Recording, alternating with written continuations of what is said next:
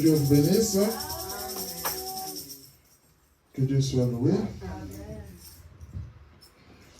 Alors que nous sommes debout, nous allons prendre la portion d'écriture dans Romains chapitre 8, le verset 15. Nous lisons au nom de notre Seigneur Jésus-Christ. Et vous n'avez point reçu un esprit de servitude pour être encore dans la crainte, mais vous avez reçu un esprit d'adoption par lequel nous crions Abba, Père. Amen. Nous allons prier.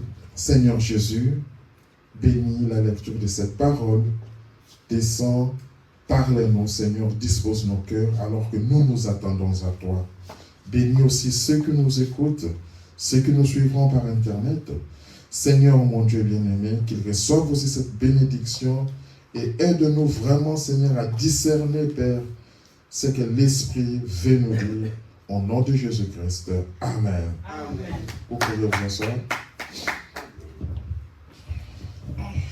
Alors, nous continuons sur notre sujet que nous avons commencé. Avoir peur. Comme je le disais tout à l'heure, que hier, nous étions à un mariage de notre frère bien-aimé de Bethesda Tabernacle. Donc, on est rentré vraiment trop tard. Et par la grâce de Dieu, nous nous retrouvons encore ce matin dans sa maison. Nous allons continuer. Si nous ne terminons pas le dimanche prochain, nous allons terminer. Amen. Amen. Alors, nous parlons sur avoir peur. Nous avons défini la peur comme étant une émotion qui accompagne la prise de conscience d'un danger, selon le dictionnaire. Nous avons donné les synonymes: avoir peur, avoir la crainte, être effrayé. Et nous avons dit qu'en résumé, selon la Bible, nous avons deux grands types de peur. Une peur positive et une peur négative. La peur positive, c'est ce que nous avons appelé la crainte de Dieu. Amen. Et nous avons vu que cela est bénéfique pour un croyant. Et nous avons une peur négative qui est une peur destructrice qui doit être surmontée. On doit surmonter cette peur. Alors, aujourd'hui, nous allons parler ou continuer par rapport à la peur destructrice. Cette peur-là qui doit être surmontée. Amen. Amen. Ici, nous avons dit la fois passée que la crainte de Dieu, il s'agissait d'un respect profond, d'une reconnaissance de la puissance et de la gloire de Dieu. Nous avons dit que cette crainte était bénéfique et encourageante, menant à une confiance totale à Christ. Nous avons encore dit que cette crainte, nous avons encore dit que cette crainte mène à l'obéissance. Cette crainte nous enlève la haine du mal, nous amène à l'adoption, à la sagesse et à la justice. Nous avons dit que cette crainte de l'Éternel, la crainte de Dieu, nous s'associe à de bénédictions. C'est-à-dire que Dieu n'a pas besoin de notre consentement pour nous bénir. Il fait des choses bénéfiques pour nous. C'est là où nous avons parlé que cette crainte de Dieu est une crainte, est une peur, une sorte de peur qui est bénéfique pour le croyant. C'est juste un peu en résumé. Donc aujourd'hui, comme je viens de le dire, nous allons continuer avec cette peur destructrice qui doit être surmontée. Être effrayé. Cette peur, c'est une peur négative. La première peur que nous avons vue, c'était une peur positive. Alors, quel est l'impact de cette peur dans la vie d'un enfant de Dieu, dans la vie d'une personne? La peur produit dans le croyant une porte d'entrée pour les diables. Nous parlons maintenant de cette peur qui est négative. Elle produit dans le croyant une porte d'entrée pour les diables. Cette peur est une arme utilisée par l'ennemi pour paralyser les gens et la vie des croyants, ouvrant une brèche par laquelle des mauvais esprits peuvent entrer. Quel est encore l'impact de cette peur négative? C'est une hésitation. Quand tu commences à avoir cette peur, tu hésites de faire quelque chose. Elle crée dans le croyant un complexe d'infériorité, une incapacité à prendre de l'autorité sur les esprits mauvais. Tu vois des histoires de concrets là où quoi, tu commences à avoir peur. Tellement que tu as peur, un enfant est malade, l'enfant est agité, toi-même tu es malade, tu as peur. Tu hésites. Ça ôte la puissance chez le croyant. L'impact encore de cette peur, c'est une faiblesse dans la vie des prières. Les prières deviennent formalistes, sans puissance. Amen. Merci Seigneur Jésus. Amen. Donc, de prières formalistes, tu n'entres plus dans la profondeur avec Dieu. Nous avons vu que quand tu as la crainte de Dieu, c'est vraiment le contraire. Amen. Quand tu as la crainte de Dieu, tu ne comprends pas, tu entres dans une présence, dans une profondeur avec Christ. Amen. Mais quand tu as peur, tu ne sens plus cette profondeur-là, tu ne sens plus cette puissance-là. C'est pourquoi nous allons remarquer dans la Bible qu'il y avait les disciples qui étaient partis chasser des esprits, mais ils n'étaient pas dans la crainte de Dieu. Ils partaient, mais avec une certaine peur. Les esprits là, mauvais, les ont tapés. Et ils sont rentrés vite. Et ils sont même allés poser la question, pourquoi est-ce que les esprits là ne se soumettent pas? Nous verrons que cette peur, on doit l'ôter de notre vie. L'impact encore de cette peur, ça produit dans le croyant à fuir la présence de Dieu. Quand un chrétien vit dans le péché, il a tendance à avoir peur à demeurer dans la présence de Dieu.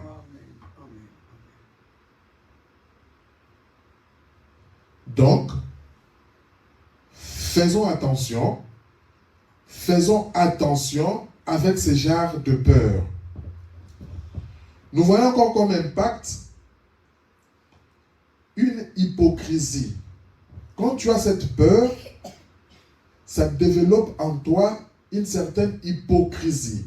En vivant dans la peur, cela cache notre vraie nature. Cela cache notre vraie nature.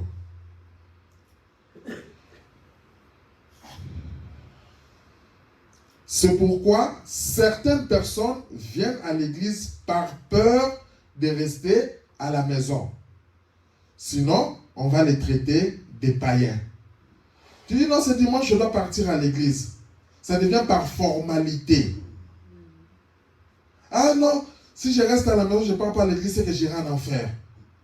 C'est pas ça. Nous devons ôter cette peur-là. Cette peur entraîne une source d'échec. Je vous montre vraiment le mauvais côté de cette peur parce que nous avons dit que c'est une peur destructrice. Elle peut mener à une série d'échecs. Car le diable peut entrer et détruire la vie d'une personne. Quand tu as cette peur-là, tu deviens facilement manipulable par les diables. Parce que cette peur te fait fuir de la face de Dieu comme nous l'avons vu. Du coup, tu n'as plus la crainte de Dieu, tu ne vis plus sous la protection de Dieu. Parce que nous avons vu avec la crainte de Dieu que les anges de l'Éternel campent. Et le frère Branham disait qu'ils campent, c'est-à-dire jour et nuit, ils ont mis leur tente là-bas. Jour et nuit. À l'opposé, quand tu as cette crainte ici, cette peur ici, ben, tu deviens un pion de l'ennemi. C'est vrai. En tant qu'être humain, à un moment donné, on a peur de la vie. À un certain moment donné, tu peux sortir, quelqu'un s'est caché, il t'effraie, oui, ça peut arriver. Directement, tu ne vas pas rester demeuré dans cette peur, mais tu dois surmonter cette peur-là.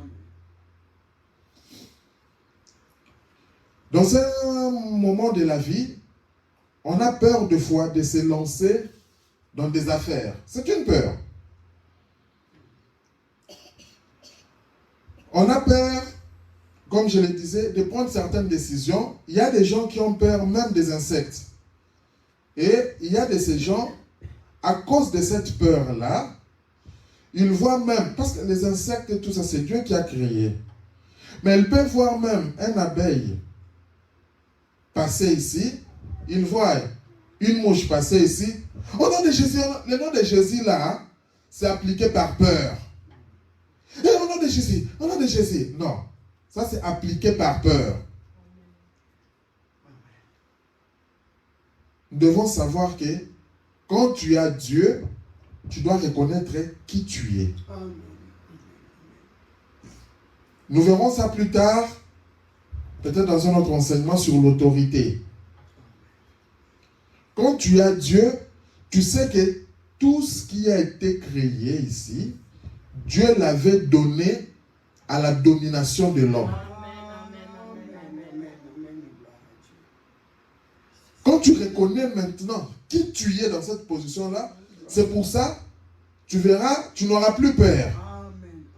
Mais des fois, le diable sait ces secrets-là. Raison pour laquelle le diable a l'habitude d'utiliser cette peur ici. Parce que c'est que quand tu es dans la peur, en fait, tu es comme dans une coquille. Mais quand tu as la crainte de Dieu, cette coquille, elle est brisée.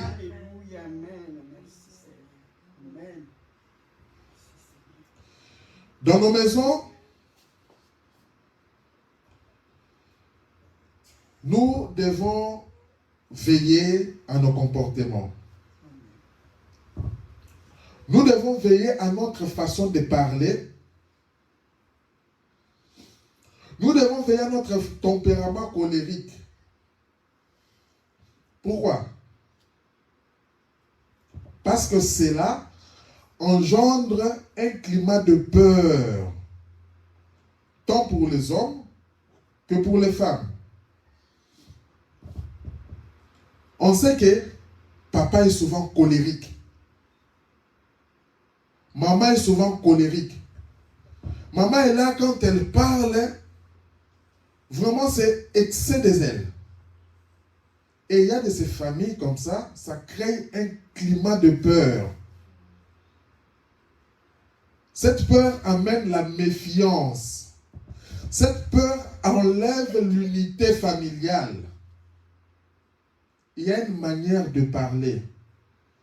À ne pas confondre quand il faut gronder, il faut faire ceci. Oui, tu remets en ordre. Mais que ça ne devienne pas un style de vie. Faisons de nos maisons un oasis de paix où tout le monde se sent à l'aise. Comme la Bible le dit, le frère Branham le dit, où les enfants ne se gêneront pas d'amener leurs amis. Papa, maman, sois ami à ton fils, à ta fille. Sois le confident, la confidente de tes enfants. De la même manière entre les époux et l'épouse. Ce n'est pas quand, dans certaines maisons, que les enfants ont donné des surnoms même à leurs parents. Lion méchant, tigresse. Tu es là? Vous êtes là au salon? Lion méchant, lion méchant. Les enfants, ils connaissent déjà que c'est papa qui vient. Pour comme des petites souris, tout le monde court dans la chambre, le salon reste vide. Tu es là? Tigresse est là. Tigresse là, c'est qui? C'est la maman.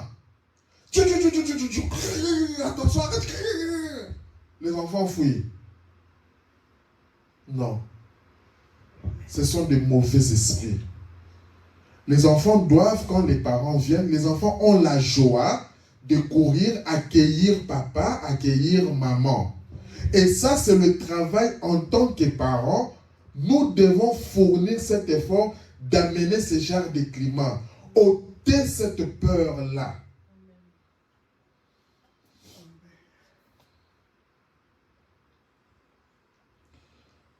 Alors, même comme je disais dans le couple, il y a des couples apparents. C'est-à-dire, l'homme et la femme dans le public, ils s'affichent son bien. Mais à la maison, l'homme ne parle pas à sa femme ou la femme ne parle pas à son mari. Pourquoi? Parce que le mari ou la femme, c'est vice-versa. Hein? Le mari peut avoir peur de la femme ou c'est la femme qui peut avoir peur de l'homme. Ça me rappelle un jour, j'avais vu un couple où l'homme n'avait pas un mot à dire devant la femme. Et quand l'homme jouait, la femme tabassait l'homme de manière réglementaire. Et ça, ce n'est pas un bon couple. De même, nous voyons, il y a des couples où il y a des tribus, comme nous avons vu, où l'homme veut être un dictateur. Et ça, ce n'est pas bon. Ça amène un climat de peur. En fait, la femme va commencer à faire des choses, ce n'est pas par respect, mais par peur.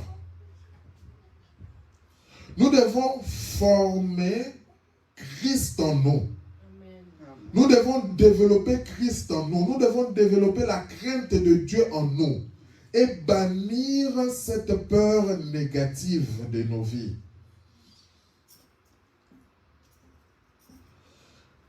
De la même manière, dans nos églises, un membre ne doit pas avoir peur de son pasteur. Sinon, ça va faire ou créer ce qu'on appelle une sainteté fabriquée.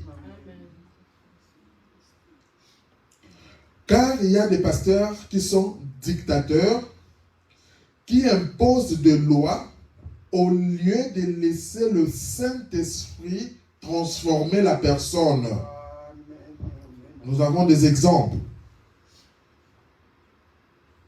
Nous savons que les hommes doivent avoir des cheveux courts. Être beau, c'est faire coiffer comme moi. Mais il y a des gens qui viennent à l'église parce qu'ils n'ont pas encore reçu cette expérience, traversé, passé cette expérience avec Christ. Ils viennent avec des cheveux bouclés, avec des cheveux, je ne sais pas, comme des femmes. Laisse-les entrer. Amen. Prêche la parole, montre-leur la parole, la vérité, au lieu de faire de loi. Il y a de ces femmes, nous savons qu'il n'est pas bien pour que la femme ait des cheveux coupés.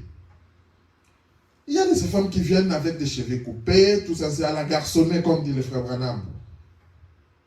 Laisse-les entrer, parle-les, montre-leur la parole. Amen. Il y a des femmes qui ne s'habillent pas de manière décente. Des pantalons, des histoires moulantes, collant le corps, laissés ouverts, tout ça, ainsi de suite. Montre à ces gens-là la parole. Amen. Quand tu commences à faire de loi, dans mon église, je ne veux pas, en aucun cas, qu'une femme entre ici avec une fente, je ne sais pas jusqu'à quel niveau là. Je ne veux pas qu'un homme qui a des cheveux tressés entre dans cette église. Oui, tu crées des barrières. Ce pécheur-là qui a des cheveux tressés, il ne va pas entrer parce que si tu as des diacres, des huissiers, ils vont lui dire à la porte, là, sors, n'entre pas. Tu penses bien faire, mais tu auras des comptes à rendre à Dieu. Laisse cette personne entrer. Prêche la parole. Que cette personne entre en contact avec cette parole. Et cette personne va changer. Ça ne sera pas par peur, mais c'est par conviction. Aujourd'hui, on a trop de sœurs dans des églises. On a des frères dans des églises. Mais si tu dois poser à chacun son expérience, comment il était avant, tu vas comprendre. L'autre va te dire, je mettais des boucles. Moi, je mets des boucles d'oreilles, vraiment, l'oreille doit peser comme ça. L'autre va te dire, moi, en 10, quand je marche, je fais pio, je regarde un peu là, je bouge. Non, moi, je mets comme ça, des sœurs. L'autre va te dire, moi. Mais aujourd'hui, tu lui dis, ah, elle va te dire, je regrette, je ne savais même pas. Comment est-ce que je mettais ces choses? Je ne parviens même pas. Tu vois que ce n'est pas par peur que la personne le fait, mais c'est par conviction. Tu sais, si tu insistes en tant que prédicateur, pasteur, à imposer la loi, tu vas créer, comme nous avons dit, des hypocrites. La sœur viendra à l'église en jupe, mais tu la rencontres dehors, elle sera en pantalon. Et qu'est-ce que tu as fait? La sœur viendra ici, elle a enlevé ses boucles d'oreilles, elle entre. Mais tu la rencontres dehors avec des boucles d'oreilles. Pourquoi? La sœur viendra, elle va dire que non. Ah, c'est par peur si le pasteur me voit. Au lieu que tu verras le frère, au lieu que le frère ou la sœur puisse avoir peur de la parole, avoir la crainte de Dieu, mais la personne commence à avoir peur de toi, la personne pasteur. Et ne te réjouis pas que tu as fait un bon travail. Honte à nous. Si on pouvait mettre les torches comme ça, allumer les torches pour voir l'intérieur de nos sœurs, de nos frères, peut-être que tu verras, tu as 100 brebis, mais peut-être 80 sont des hypocrites. 20 seulement. Tiens, nous avons vu avec Gédéon. Gédéon comptait sur la population, sur ses militaires, tout ça. Le Seigneur, quand il regarde, lui, il a dit, je ne regarde pas le nombre. Il a fait passer par les tests. Regarde, demande-leur de boire de l'eau. Regarde, c'est celui qui fera, c'est comme ça là. Tu vois, Gédéon se retrouve avec une petite poignée d'hommes. Gédéon, Dieu lui dit, demande-leur, celui qui a peur de la guerre, qui rentre chez lui à la maison. Tu ne vas rien le faire. Garde-vous, tout le monde est prêt. Ok, celui qui ne veut pas combattre, vous n'êtes pas obligé. Rentrez à la maison. Presque la moitié, ils sont rentrés chez eux à la maison. Et Gédéon s'est étonné.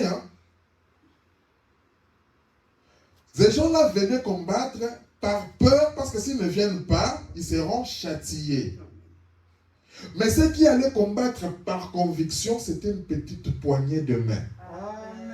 Et le Seigneur a dit, voilà ceux qui ont la crainte de Dieu. C'est avec eux que nous allons aller dans la victoire. Donc ça ne dépend pas du nombre. Amen. Alléluia.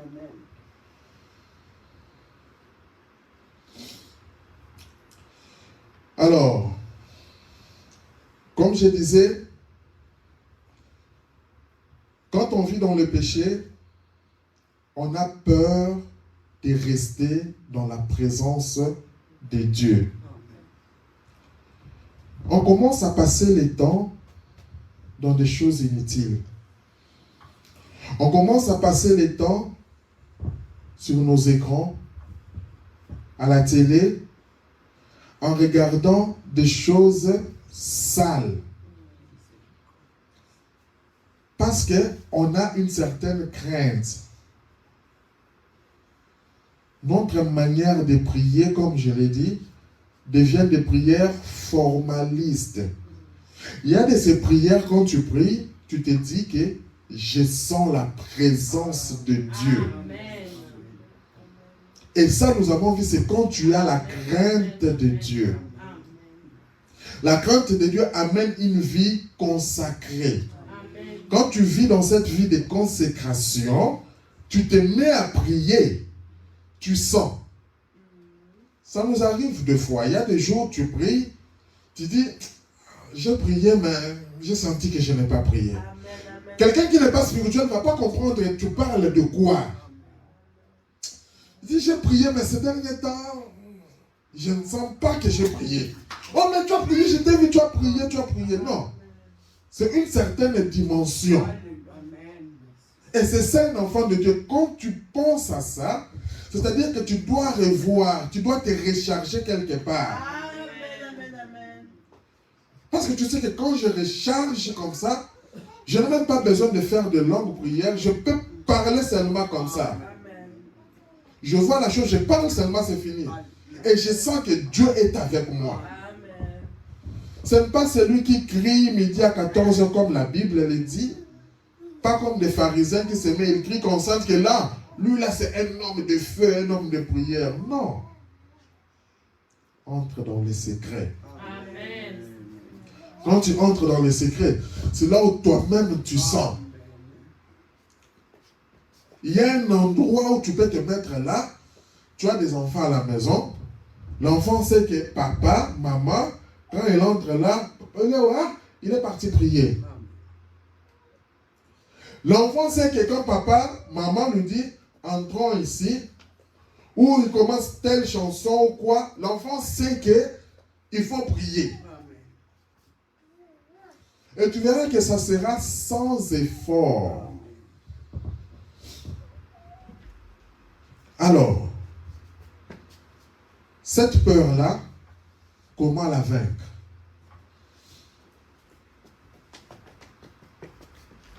La seule manière de vaincre cette peur,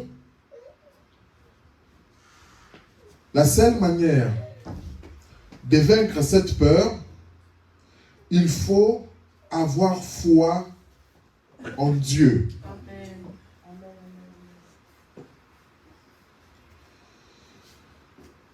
Il faut se tourner vers Dieu. Avoir foi en Dieu et lui faire confiance. Notamment par la prière et la lecture des Écritures. Quand tu pries, tu lis les Écritures.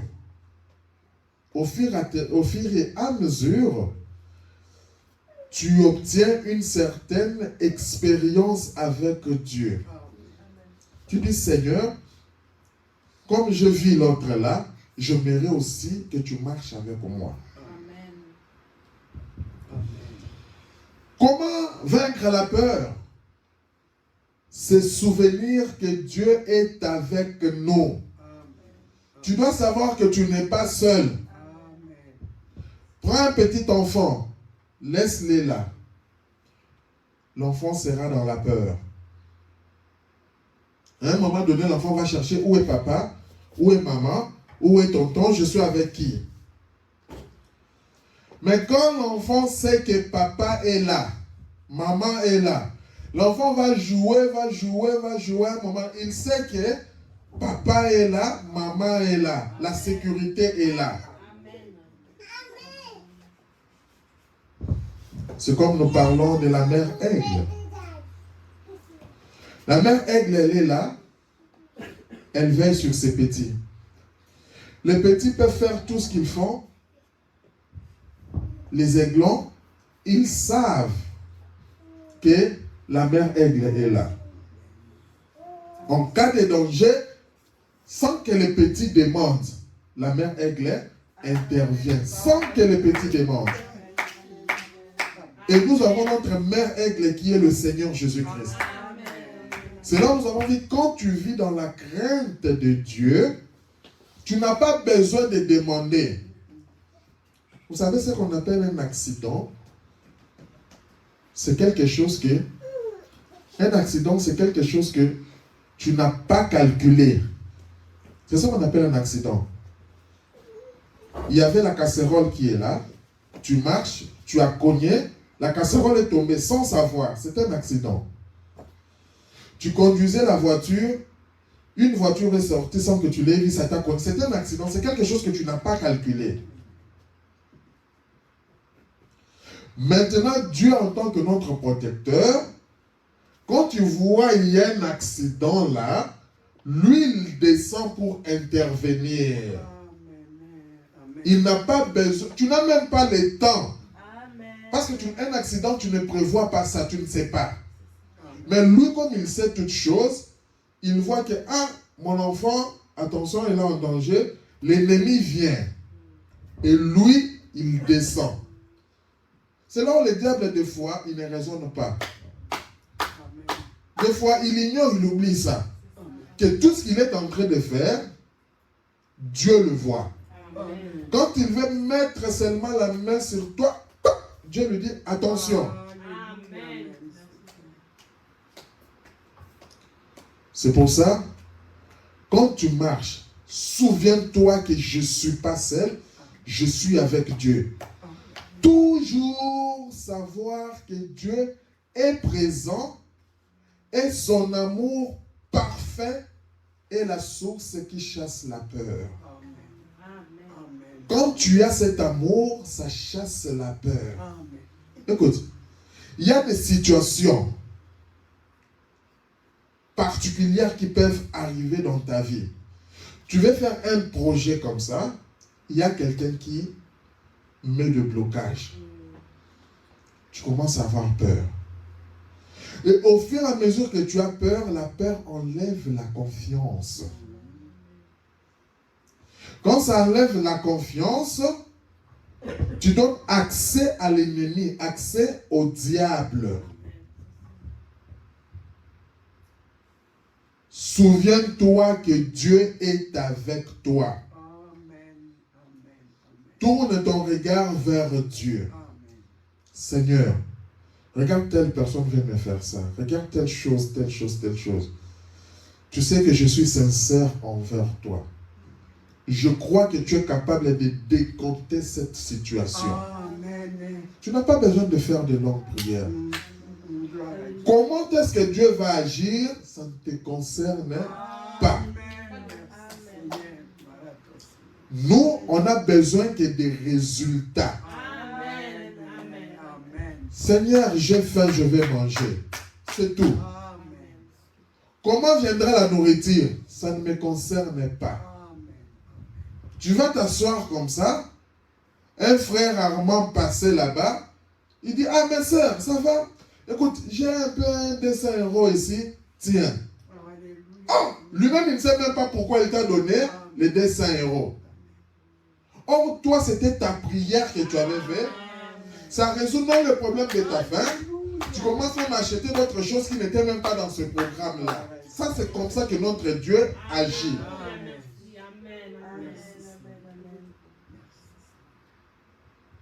Je veux faire un truc, Seigneur, mais je ne parviens pas à aller. Je dois aller telle place, Seigneur. Mais le train est annulé. Mais je dois arriver à ce lieu-là. Tu ne comprends pas? Quelqu'un que tu n'imaginais même pas. Pimpi, quelqu'un qui passe. Oh, Shalom, ça va? Oui. Tu vois, moi je vais vers telle direction. Mais papa, mais moi si je vais là-bas, entre, je te dépose. Ça, c'est notre Dieu, c'est comme ça qu'il agit. Alors, Il faut ôter la peur. Nous allons lire les Écritures pour appuyer ce que nous avons dit. Nous prenons dans 1 Jean 4, 18.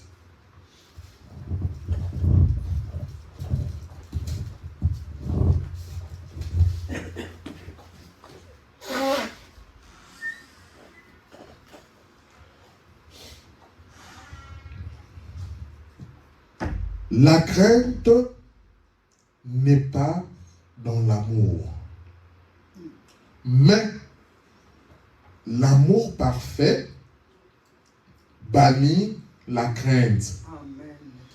Car la crainte suppose un châtiment et celui qui craint n'est pas parfait dans l'amour. Amen. Amen. Quand tu as cet amour envers Dieu, tu ne peux pas avoir cette crainte, cette peur négative. Non. Non. Peu importe les circonstances. C'est là où nous avons vu au début comment ôter cette crainte. C'est dans la lecture de la parole. C'est pourquoi vous remarquez souvent, je montre dans la Bible et je vais chez le prophète. Parce que le prophète, quand il est véritable, il ne peut pas contredire ce que dit la Bible. Amen. Et ce sont des armes que nous devons avoir. L'amour chasse la peur. Deux fois, les parents ont peur de redresser leurs enfants. Des fois, les parents ont peur de gronder. Des fois, les parents ont peur d'assurer une bonne éducation. Ah non, si je le dis, l'enfant il va appeler la police. Ou si je dis, l'enfant va bouder, il ira au coin. Non. C'est une peur négative là.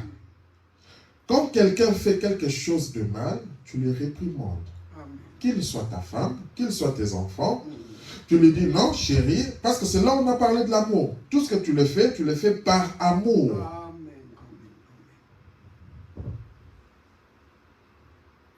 N'ayons pas peur, Jésus est avec nous. Amen. En tant que des chrétiens, tu te dis, je n'ai pas peur, Jésus est avec moi. Amen. Jésus nous fortifie. Nous allons lire dans Ésaïe 41, 10. Prends ce message comme Dieu qui s'adresse personnellement à toi. Ne crains rien, car je suis avec toi. Amen. Toi, rappelle seulement à Dieu, Seigneur, tu as dit, ne crains rien, car je suis avec toi. Amen. Ne promène pas des regards inquiets. On regarde, mais tu t'inquiètes de quoi? Non, telle situation, je ne sais pas. Telle situation, je ne sais pas. Moi, là, je suis KO. J'ai déjà prévu ça. Mais telle situation, tu vis maintenant dans l'inquiétude, dans la peur. Dieu te dit, ne promène pas des regards inquiets. Alléluia. Car je suis ton Dieu. Amen.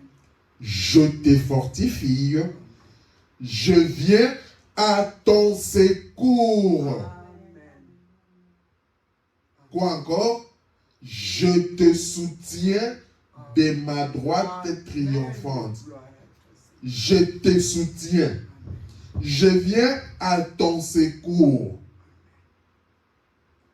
Quelque part dans la Bible, il est dit, je suis le secours qui ne manque pas en cas de détresse. Ne crains rien.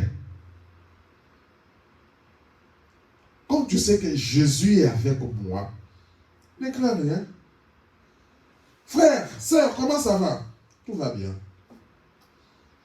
Comment? Tout va bien. Mais on a appris qu'il y a telle situation. Tout est sous contrôle. Tout va bien. Amen. Et le diable est troublé. Avec ce genre de réponse, Alléluia. le diable il est troublé. Amen. Parce qu'il veut que tu vives dans la peur. Ah non, tu vois ça, comme ça, fais ça. Non, dis tout va bien. Quand tu dis tout va bien, Dieu sait comment créer la solution. Amen. Et quand tu as des problèmes, ce n'est pas n'importe qui parler de tes problèmes. Amen. Ça, c'est très capital. Amen. Tu as des projets, ce n'est pas à n'importe qui parler de tes projets. Amen. Amen. Tu dois être poussé, savoir vers qui. C'est là où, deux fois, le pasteur, certaines personnes ont commis ce genre d'erreur, venaient tout me dire. Ce sont des histoires que j'aimerais vraiment qu'on reclasse ça. J'ai des projets d'acheter des terres, venez tout me dire. Si tu ne fais pas ça, non, il faut tout me dire, c'est que tu ne me respectes pas. Non. Mais pourquoi quand tu veux aller au marché, tu veux aller acheter un sandwich, pourquoi tu ne dis pas ça au pasteur? On comprend mal les Écritures. On comprend mal les Écritures. Si tu suis plus loin, ce prédicateur, ce pasteur est mal intentionné. Après, ah, ce frère, lui, il a ça, il a ça, il a ça, il a ça, il a ça. L'humanisme entre. Un pasteur doit être neutre. Amen. Amen. Quand tu es poussé à venir dire non, pasteur, en tout cas, Dieu m'a fait grâce, j'ai acheté des maisons. Quand tu es poussé, tu viens, tu le dis. Ce n'est pas une obligation. Sinon, tout ce que tu dois faire, tu veux mettre les chaussures, dis au pasteur. Tu vas aller à la toilette, dis au pasteur. Non, parce qu'il dit qu'il faut tout me dire. Non. On parle du côté spirituel. Quand tu veux une marche spirituelle, avancée spirituelle, tu dois tout dire à ton pasteur. Amen. Pasteur, je mérite telle vie, telle consacration avec Dieu. Je ne comprends pas par rapport à ça. Tu lui dis. Amen. Il faut savoir faire la part des choses. Amen. Certains pasteurs vont très loin. Tu veux faire les affaires, donne-moi cet argent-là. Et des fois, ils conseillent mal les gens. Et beaucoup de gens ont regretté après.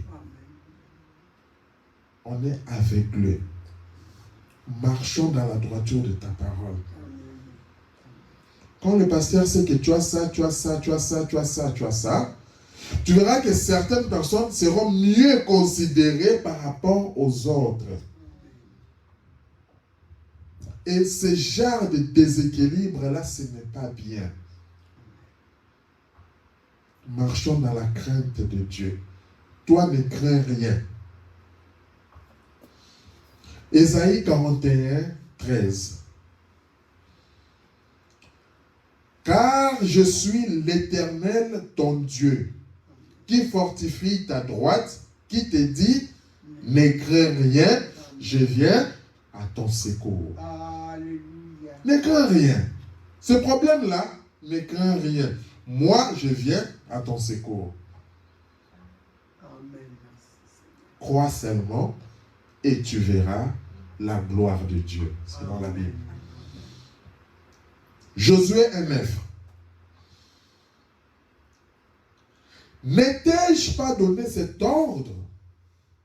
Fortifie-toi et prends courage. Je veux que ce matin, tu enlèves cette peur, mais que tu prennes le courage à la place. Parce que cette peur destructrice enlève la force, ça apporte le découragement. Elle détruit ton corps, elle détruit ton âme. Elle te fait fuir de la présence de Dieu sans que tu le saches. Pendant que tu as la crainte de Dieu, Dieu te bénit même si tu ne le demandes pas. Mais quand tu as cette crainte, elle te fait fuir de la présence de Dieu sans que tu le saches. Le temps que tu viendras te rendre compte, peut-être que tu es déjà très loin. Ne t'effraie point. Ne t'épouvante point. Car l'Éternel, ton Dieu, est avec toi. Amen. Dans quoi? Dans tout ce que tu entreprendras. Tout, dans tout, sans position. Ce n'est pas un pasteur, mais c'est Dieu. Ce n'est pas parce que tu n'as pas dit au pasteur que tu as des parcelles, tu as des ceci, que tu es dans les péchés. Enlevons ça. Non, ce n'est pas ça. On ne va pas faire un sujet de discussion ou quoi par rapport. Enlevons ça. Quand tu te sens poussé, je ne comprends pas faire ça, je vais dire au pasteur, tu le dis, c'est en ordre. Si tu ne le dis pas aussi, c'est en ordre. Ça n'a rien de spirituel là-bas, c'est en ordre. Le pasteur est comme un conseiller. Quand tu ne sais pas faire passer, je me sens que j'ai beaucoup d'argent, mais je ne sais pas quoi faire avec. Il peut te dire que non, fais ça, et il ne fait pas tout. Il peut aussi te dire que non, va voir telle sœur, elle est dans des affaires, elle peut t'aider avec ça. Va voir tel frère, il est dans les affaires, il va t'aider avec ça. C'est tout. Tu ne dois pas une redevabilité. Non. Non. Tu ne dois pas une redevabilité. Tu as l'argent, tu veux faire tes projets, tu veux faire tes chants, tu veux faire ceci, tout ça. Le pasteur te dit, non, garde, ne fais pas ça d'abord maintenant, garde. Après, peut-être c'était la période qui pouvait te bénir, qui pouvait faire ça. Quand ça vient passer, tu viens regretter. Le pasteur est là bien. Il vit bien. Maintenant, toi, c'est ta vie. Jamais le pasteur, tu verras, il vient chez toi et te dit, non, prends 50, prends 100, prends 200 euros pour commencer à faire tes affaires dans la maison. C'est rare. Peut-être qu'il y en a ceux qui le font, mais c'est rare. Prends soin de toi. Confie-toi en Dieu. N'aie pas peur. Je veux qu'on enlève cette peur-là de la personne du pasteur. Je ne suis pas contre les pasteurs, j'en suis un. Je ne suis pas contre. Mais je veux qu'on soit des vrais chrétiens. Tournons le regard vers Jésus, pas vers l'homme. Tournons le regard vers Jésus seulement.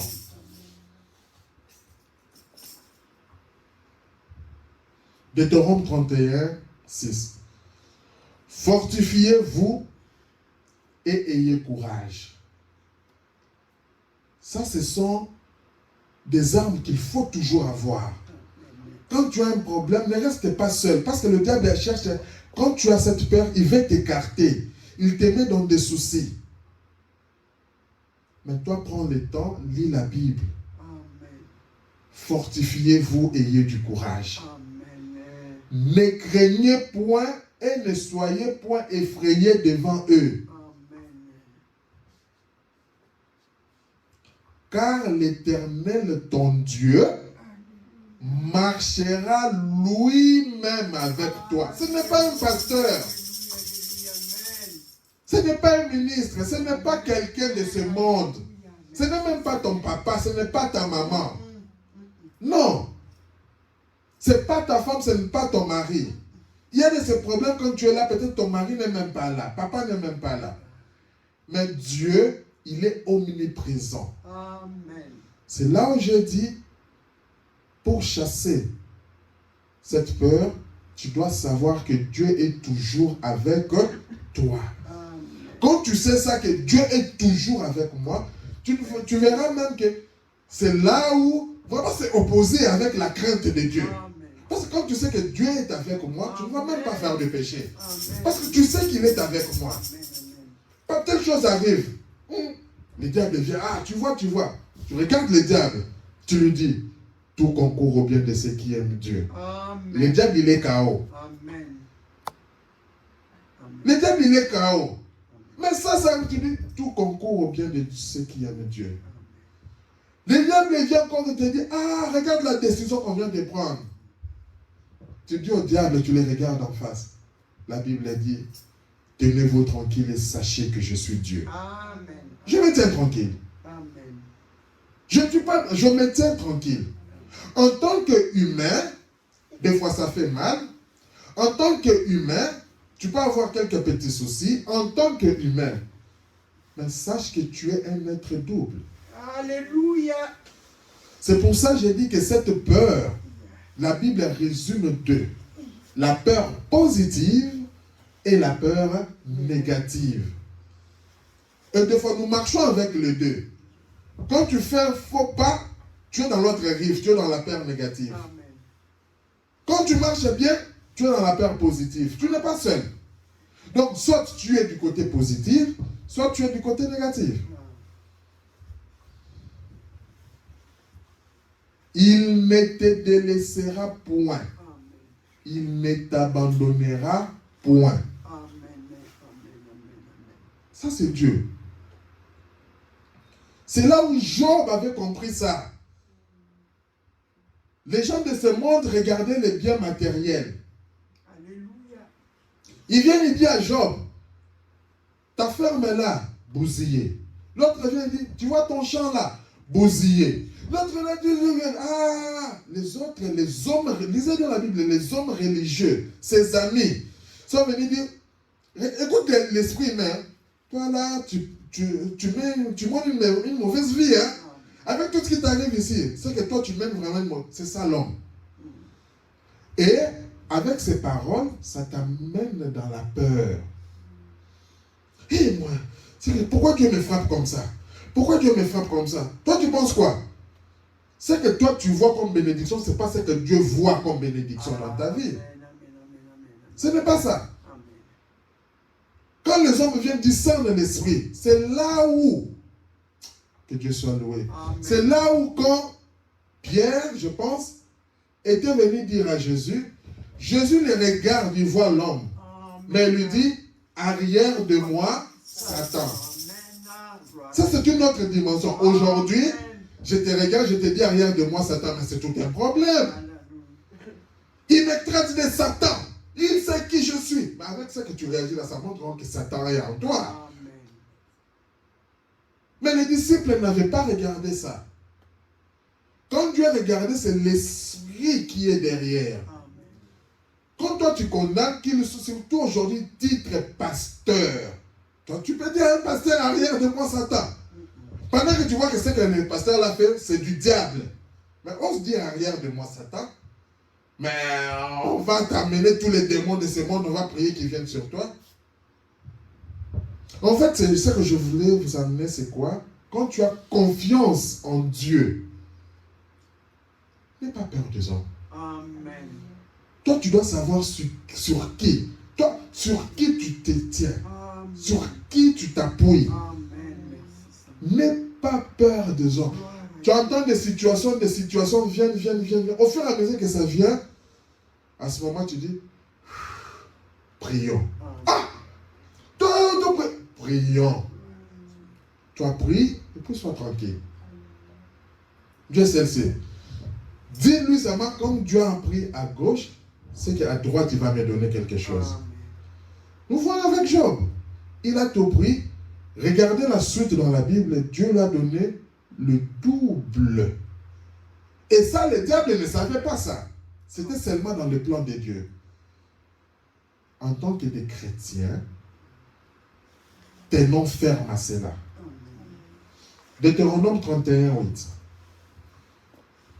L'Éternel marchera lui-même devant toi. Il sera lui-même avec toi. Il ne te délaissera point, ne t'abandonnera point. Ne crains point, ne t'effraie point. Amen. C'est là où j'ai dit être effrayé, cette peur-là. La Bible dit ne t'effraie point. Donc, Psaume 56, 4, nous devons avoir confiance en Dieu. Je me glorifierai en Dieu, en sa parole. Amen. Je me confie en Dieu, je ne crains rien. Amen. En qui tu as confiance? Un homme. Ben, tu seras dessus. Amen. Tu seras dessus. Un jour, il va te dire quelque chose. Tu seras dessus. Amen. Confie-toi en l'éternel Dieu. Amen. Que peuvent me faire les hommes? C'est une question. Pasteur en tant qu'homme, qu'est-ce qu'il peut te faire? Ton papa en tant qu'homme, ta maman en tant qu'homme, qu'est-ce qu'il peut te faire? Mais quand cet homme est loin de l'Esprit de Dieu, cet homme sera bénéfique pour toi. Quand ses parents sont loin de l'Esprit de Dieu, il sera très bénéfique de toi. Alors, quand tu es là, c'est là où on dit que jeune fille, jeune enfant, écoute l'instruction de ta mère. Amen. Parce qu'il ne va pas te dire quelque chose qui est contraire à la parole de Dieu. Amen. Ah, tu veux entrer dans le mariage? Regarde comment tu dois faire. Regarde. Ah, tu veux que ta maison prospère? Fais attention. Mais écoute, mais j'ai de l'argent, je ne comprends pas. On me paye, je n'ai plus rien. Ne te gêne pas. Cette femme, cet homme-là qui est sage, vient te dire, mais écoute, humilie-toi. J'ai l'argent, mais je ne comprends pas. Il va te dire, écoute, quand tu as l'argent, fais ça. Ça, mets pour ça, mets pour ça. N'oublie jamais l'épargne. Prends ça, mets dans l'épargne. En fait, la personne, il ne parle pas par rapport à son intérêt, mais c'est pour toi, pour ton bien.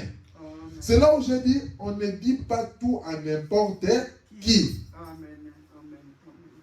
Tu as des projets, tu veux faire des choses, ne dis pas tout à n'importe qui. Tu dois savoir à qui je dois m'adresser. On ne dit pas tout à n'importe quel pasteur. Des fois, les autres sont là parce qu'il n'a pas le choix. Il dit, bon, je vais dans cette église parce qu'il n'y a pas d'autres églises. Mais cet homme, par rapport à ces choses, tout ça, nous avons vu par rapport aux traditions. Cet homme a trop de traditions dans ça. Quand tu sais que c'est dans tel domaine, ne va pas lui dire par rapport à ça. Sinon, après, tu seras chopé. Psaume 27, 1. L'Éternel est ma lumière et mon salut. De qui aurais-je crainte? L'Éternel est ma lumière et mon salut. C'est ce qui est très important. De qui aurais-je crainte? L'Éternel est le soutien de ma vie. De qui aurais-je peur? Ça, on parle de cette peur négative. De qui aurais-je peur? Parce que l'Éternel, là, c'est là où je dis, tu dois connaître d'abord qui est ce Dieu-là. Éternel. Mais écoutez, attends. Regardez dans la Bible les enfants d'Israël. On a lu ça l'autre fois. Que les autres nations, ils avaient peur. Vous pensez qu'ils avaient peur quoi? Des hommes israélites? Non.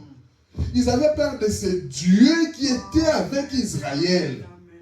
En fait, quand tu comprends ça, tu commences à marcher. C'est comme un enfant. Il marche, mon papa, il est là.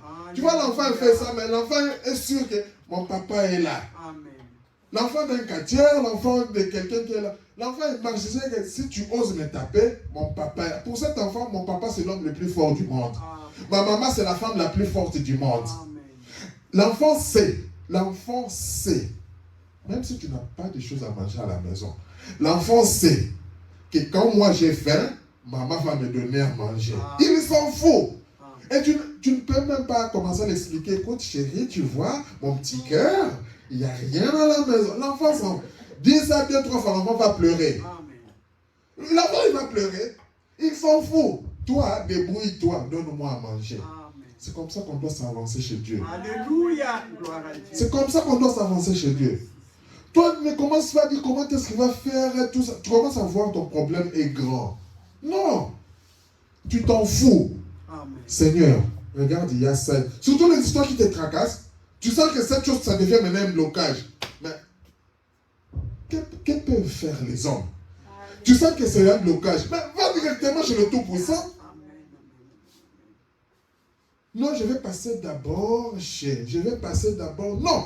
Nous avons en fait le libre arbitre maintenant. Nous avons l'accès libre. Le voile a été coupé, ouvert. Donc on ne doit pas passer toujours par quelqu'un. On n'est plus dans l'église catholique. Je dois passer par les prêtres, tout ça. Non, le voile a été ouvert, déchiré. Nous avons accès direct à la chambre du roi. Comme nous avons cet accès, tu entres chez le roi, tu lui dis, mais écoute, mon roi. Et puis tu sais très bien que quand j'entre chez le roi, tout ce que j'ai, il y a déjà ma solution qui est là. Tous les problèmes que j'ai déjà la solution. Donc tu as déjà l'assurance. Quand tu entres chez le roi, Seigneur, il te regarde. En souriant, tu veux quoi? Non, Seigneur, tu vois moi. Tu veux quoi? Seigneur, je veux une voiture, je veux une maison, je veux ceci, je veux ceci. Ok. Attention maintenant à la souveraineté de Dieu. Il le sait. Comme il sait que lui, si je lui donne cette voiture, demain, comme il fait cette route, il y aura l'accident. Peut-être qu'il ne va pas te donner maintenant.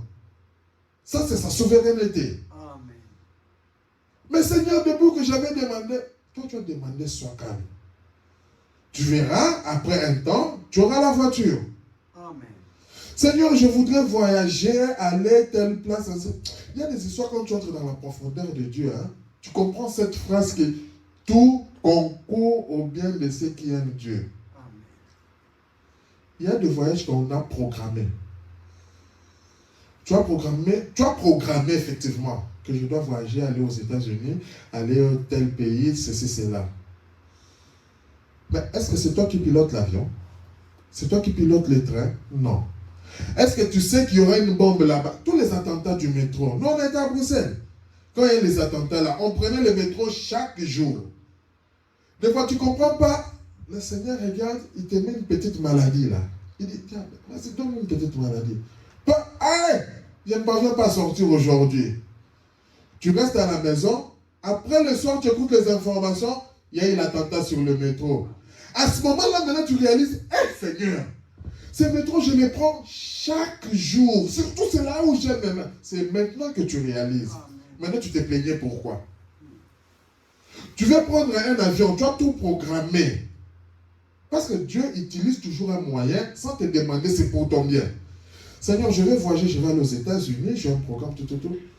Tu arrives comme ça, on dit, mais écoute, il y a eu une forte neige, les avions ne peuvent plus décoller. Mais mon argent que j'ai dépensé, mon ticket, tout ça, ainsi de suite. L'avion qui avait décollé est parti faire le crash. Or, cet avion, c'était cet avion que tu devrais prendre. Maintenant, tu ne vas plus te plaindre que mon argent, tu commences là. Donc, si j'étais là, j'allais mourir. Oh, tu te rends compte. C'est là où maintenant, l'essence de tout concourt au bien de ceux qui aiment Dieu. Amen. Aucun malheur n'atteint le juste sans que l'Éternel Dieu en soit l'auteur. C'est la parole de Dieu. C'est la parole de Dieu. Aucun malheur n'atteint. Aucun.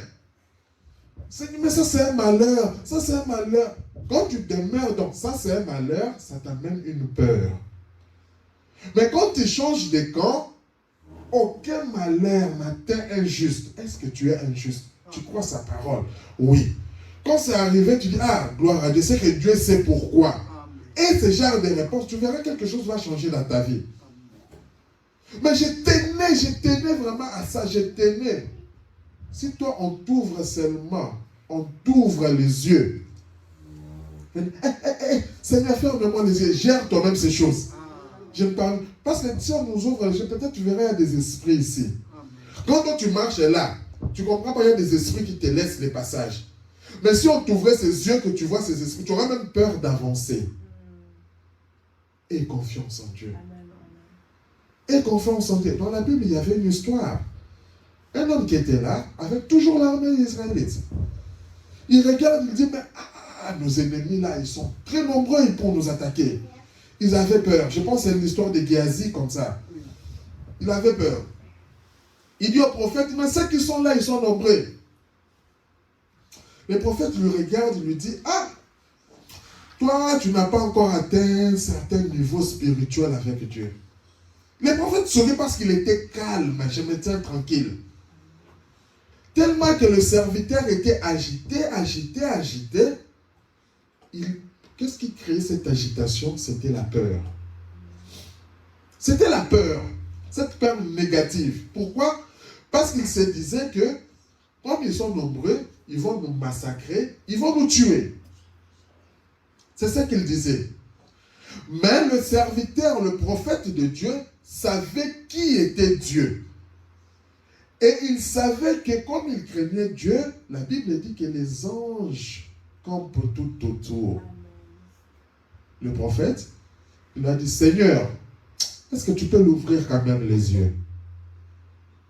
Et quand le Seigneur a ouvert les yeux du serviteur, le serviteur regarde une multitude d'anges. C'est là où il a dit que ceux qui sont avec nous sont plus nombreux que tout ce que tu vois.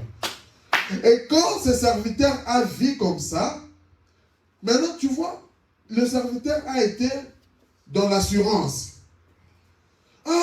Pourquoi? Parce qu'il savait qu'ils sont combien? 5. Nous on est 10 000. 5 là, qu'est-ce qu'ils vont faire? C'est comme ça que doit marcher un chrétien.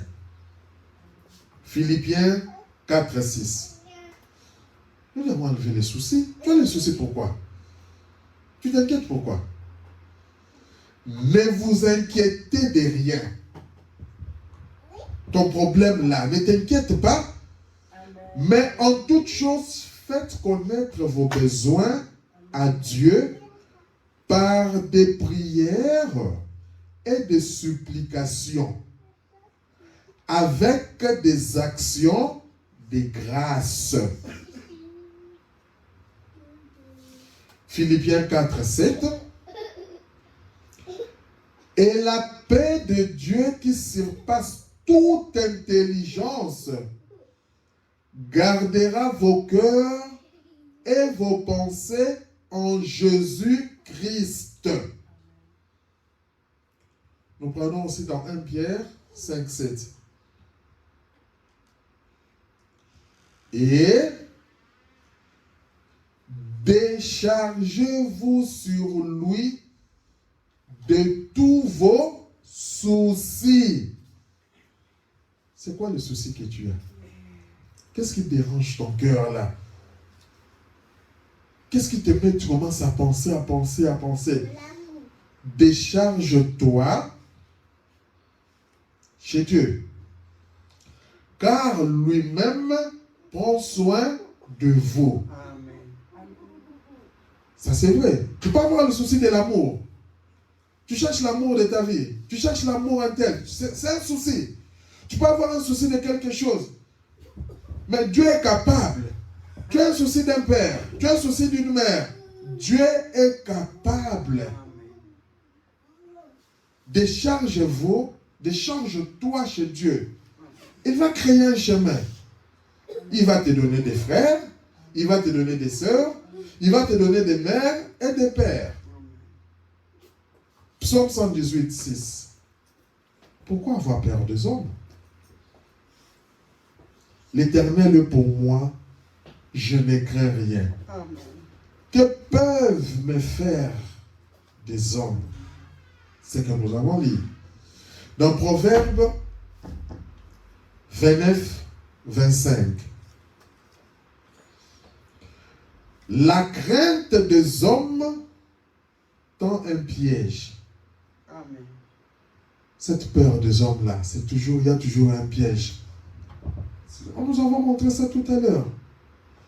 Quelqu'un vient à l'église, parle-lui, laisse que Dieu puisse travailler en lui. Amen. La crainte des hommes tend un piège, c'est la parole. Mais celui qui se confie en l'Éternel est protégé. Amen. Amen. Amen. Tu es protégé. La crainte des hommes, ça tend un piège. Mais celui qui se confie en l'Éternel est protégé. Amen. Hébreux 13, 6. C'est donc avec assurance que nous pouvons dire: le Seigneur est mon aide.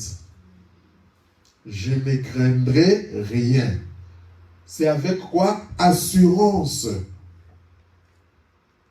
Quand tu as la voiture, tu vas sortir pour démarrer, pour aller tel lieu. C'est avec assurance. Tu sais que dans 10 minutes, je vais partir.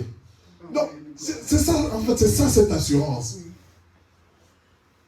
C'est avec assurance que nous pouvons dire: le Seigneur est mon aide. Je ne craindrai rien. Que peut me faire encore un homme? Gloire à toi, Seigneur. Que peut me faire cet homme-là, qui que ce soit? Qu'est-ce qu'il peut te faire?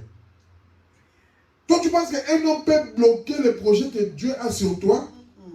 Je vais te dire un secret. Si cet homme cherche à bloquer, Dieu est capable d'effacer cet homme. Amen. Dieu est capable de tuer cet homme. Amen. Dieu est capable d'amener le trouble dans cet homme. Amen. Alléluia. Dieu est capable d'amener le trouble. Cet homme ne sera pas tranquille tant qu'il ne t'a pas libéré. Amen. Nous avons l'exemple avec Abraham. Amen. Ce roi est parti prendre les serviteurs, la femme du serviteur. Amen. La Bible, qu'est-ce qu'il dit? Ce roi-là n'a pas dormi. Alléluia. Il a été Gloire troublé. à Et qui a fait ça? Dieu. Parce qu'Abraham avait peur. Amen. Il avait peur de cet homme-là. Il a dit que Sarah, au lieu de dire que c'est ma femme, Il dit que Sarah, c'est ma sœur. Parce qu'il avait peur de lui dire la vérité.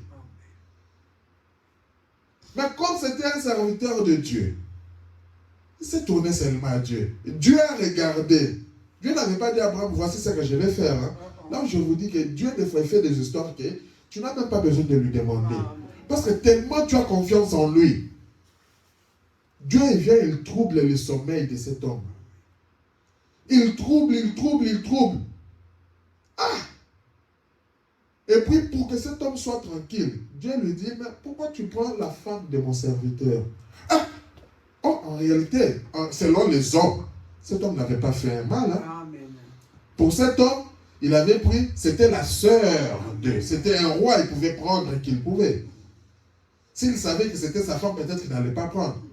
Il vient vite chez Abraham. On a même de lui dire, toi, Abraham, mais qu'est-ce que toi tu m'as fait? Tu veux ta mort? Et Dieu lui a dit, cet homme-là, il doit prier pour toi. Amen. Gloire à Dieu. Vous voyez ce que Dieu est capable de faire. Pilate, sa femme, quand on voulait crucifier Jésus, Pilate dit, je ne parviens pas à décider. Dieu va chez sa femme. Sa femme vient dire à Pilate, mais toi, qu'est-ce qu'il y a avec cet homme? Moi, je n'ai pas dormi toute la nuit. Alléluia. Tu vois ce que mon Dieu est capable de faire. Amen.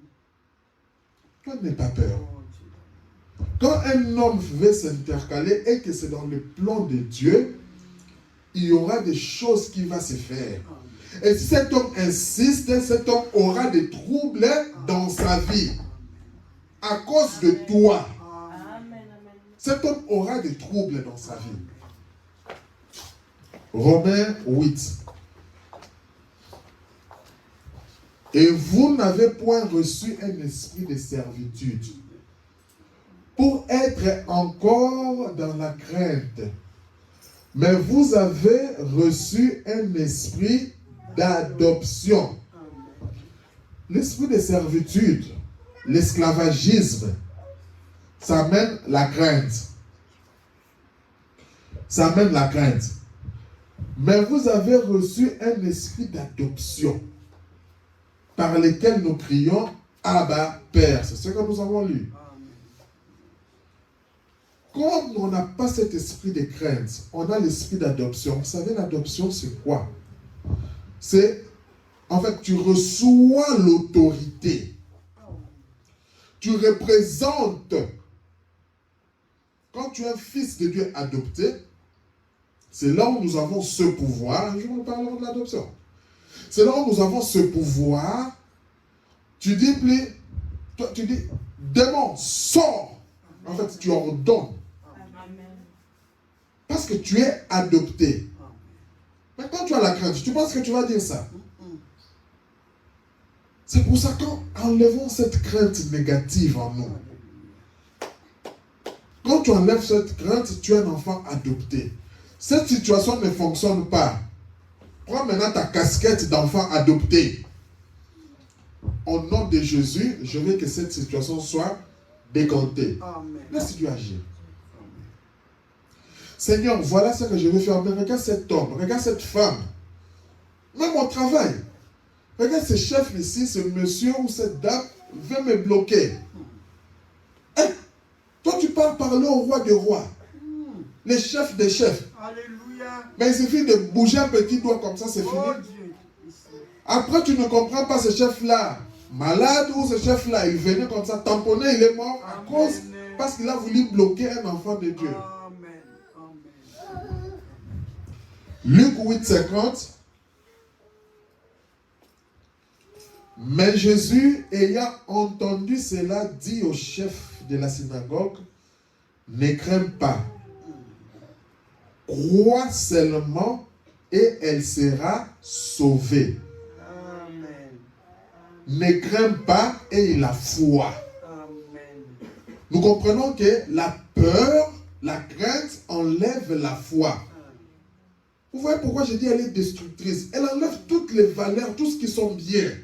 C'est pourquoi je l'ai appelée une peur destructrice. Toutes les valeurs chrétiennes que tu as, cette peur essaie d'enlever cela. C'est pour ça que nous ne devons jamais garder cette peur-là.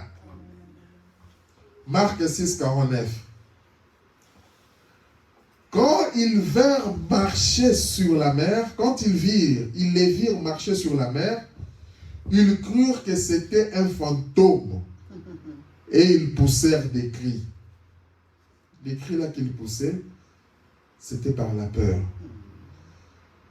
C'était l'histoire de Jésus. Quand ils étaient sur la barque, les disciples, parce que Jésus, je crois que c'était après qu'il ait multiplié les pains ou quoi, il avait dit, vous partez, je vais vous rejoindre. Ils ont pris la barque et sont partis. Et le soir, comme ça, ils voient quelqu'un, je suppose habillé en blanc, qui marche sur l'eau. Et la Bible dit, ils crurent que c'était un fantôme. Parce que dans l'entendement humain, voir un homme marcher sur l'eau, c'est impossible.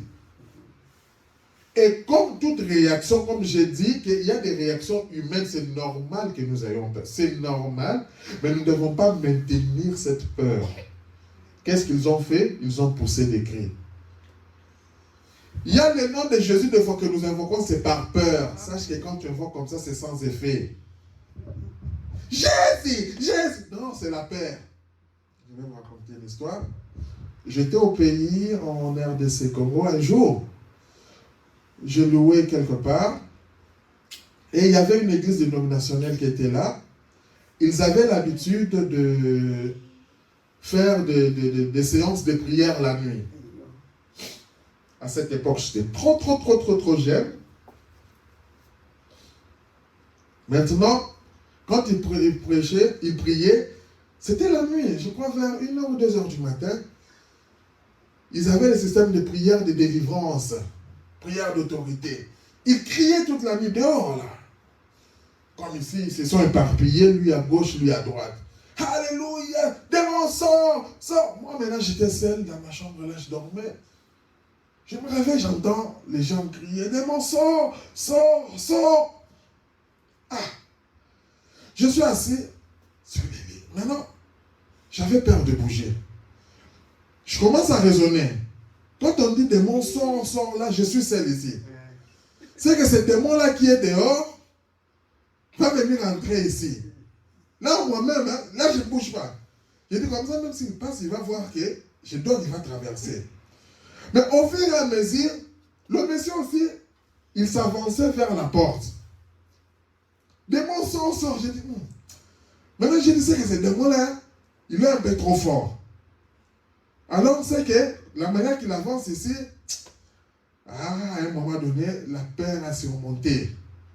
J'ai dit, bon, je ne vais pas mourir seul ici. Personne ne va savoir que le démon est venu me faire souffrir ici. Alors, qu'est-ce que j'ai fait? J'ai commencé à calculer les temps. J'ai calculé je vais prendre combien de temps pour ouvrir cette porte et sortir vite, avant que ce démon entre. Après, je me suis décidé, paf, j'ai couru, j'ai ouvert, et le monsieur, quand il s'approchait de la porte, il ne savait pas qu'il y avait quelqu'un qui était là. Le monsieur qui priait en onction a écouté seulement la porte s'ouvrir, et moi je sors. Et le monsieur, pour lui, le démon qu'il chassait, c'est ce démon-là qui sortait. Et le monsieur a arrêté de prier, le monsieur s'est tourné, il a commencé à fuir, à crier. Hey, hey! Maintenant, les patients, les autres étaient au coin. Et moi, le fait qu'il criait, j'ai dit, effectivement, le démon, elle me suit. Et moi, je cours, en criant, je le suis derrière. Et nous tous, on court vers le frère qui était là. Les frères aussi ont commencé à courir. Et les démons. Et on a pris presque 15-20 minutes comme ça pendant la nuit. Après, quand il regarde, ah, frère, c'est quoi? J'ai dit, non, mais toi, tu envoies les démons chez moi, moi, je dors. Et tout ça. Et, en fait, tu comprends que c'était une prière, mais avec une peur. Démon sort, mais c'était une peur. Donc, cette peur-là, nous devons l'enlever. Nous devons l'enlever. Quand tu enlèves et que tu as vraiment l'assurance, les démons ne peuvent pas jouer avec toi. Amen. C'est là où les disciples, quand ils étaient sur la mer, ils ont poussé des cris. Ils avaient peur. La peur amène les troubles. Car ils le voyaient tous. Tout le monde était là et personne ne disait. Oh, ce n'est pas... Sœur, est-ce que tu vois? Non. Quand tu regardes, il voit un homme blanc, un homme là marcher sur l'eau. Ah, celui qui avait aussi sa peur là, et cette peur était contagieuse. Ils étaient troublés. Et Jésus avançait. Il avançait. Alors aussitôt Jésus leur parla. Il leur dit, chut, rassurez-vous, c'est moi, n'ayez pas peur. C'était une peur destructive. Une peur qui a enlevé la foi. Ils ont oublié qu'ils étaient les disciples de Dieu. Ils ont oublié tout ça. Nous devons surmonter. Et quand Jésus entre, il te dit, rassure-toi. C'est moi, n'aie pas peur. Amen. Pour ce matin, on va s'arrêter là. On pourra continuer le dimanche prochain. Que Dieu vous bénisse.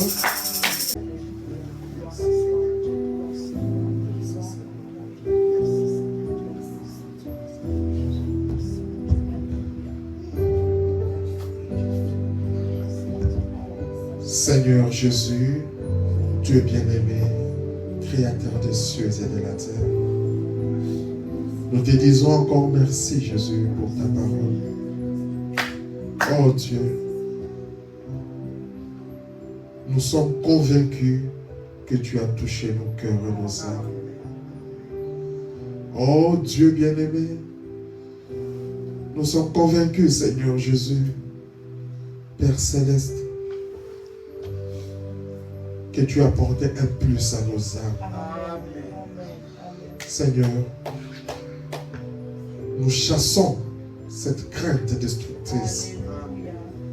Au nom de Jésus, Père, nous voulons marcher dans la foi, dans l'amour, dans l'assurance, sachant que toi, tu es toujours avec nous. Seigneur, des fois, quand il y a des problèmes, nous ignorons, nous oublions ta présence. Accorde-nous ta miséricorde, Jésus.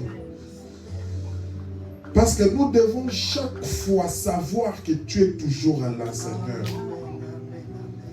Des fois, nous donnons plus de l'autorité au chef, au président de ce monde. Nous donnons plus d'autorité au pasteur.